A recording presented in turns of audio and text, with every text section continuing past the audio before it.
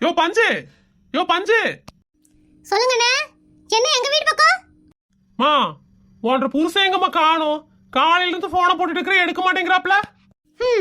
இப்பதான் என்ற புருஷனுக்கு அறிவு வந்திருக்குது. இந்த ஆளோட சேராதன்னு பலமுறை சொல்லி கேட்கவே இல்ல. கட்டன் ரைட்டா சொல்லி போட்டான்ல, இனிமேல் பேசக்கூடாதுன்னு. அத்தா போன் எடுத்துக்க மாட்டாரு.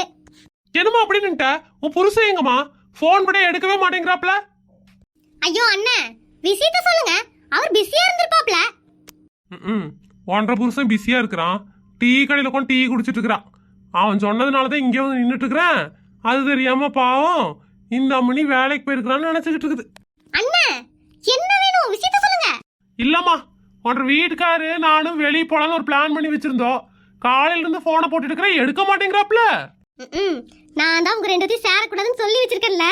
என் புருஷன் மானத்தை காப்பாத்திட்டாரு. 1000 தான் இருந்தாலும் நம்ம மாமா ரொம்ப தங்கம். சத்தியாவது சொல்லி மொத்த இங்கிருந்து அனுப்பலாம்.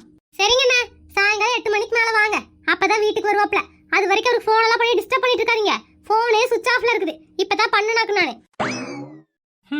நாங்க தான் உலக மகா ஃப்ராடுனா நாங்க கட்டிட்டு வந்ததுங்க. அதுக்கு மேல ஃப்ராடுங்களா இருக்குதுங்க. அந்த டீ கடையில கொண்டு டீயை குடிச்சிட்டு இவன் மொண்டா டீ ஏமாத்துறதுக்கு என்னைய அனுப்பிச்சுட்டு இருக்கிறான். அது தெரியாம இந்த லூசு பேசிக்கிட்டு நிக்குது. சரி சரி கிளம்புங்கண்ணா. நைட் 8 மணிக்கு வாங்க. இந்த மாமா கிட்ட சொல்றேன். சரியா?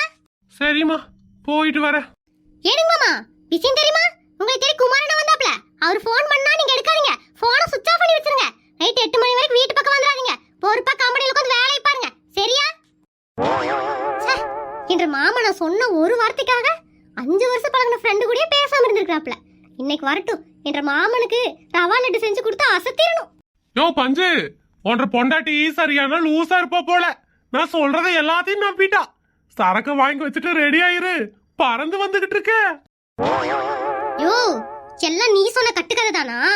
இப்படி என்ன ஏமாத்திட்டு போயிட்டு நீங்க சந்தோஷமாவா இருக்கீங்க? வீட்டுக்கு வாயா, நான் யாருங்கறத காமிக்கிறேன்.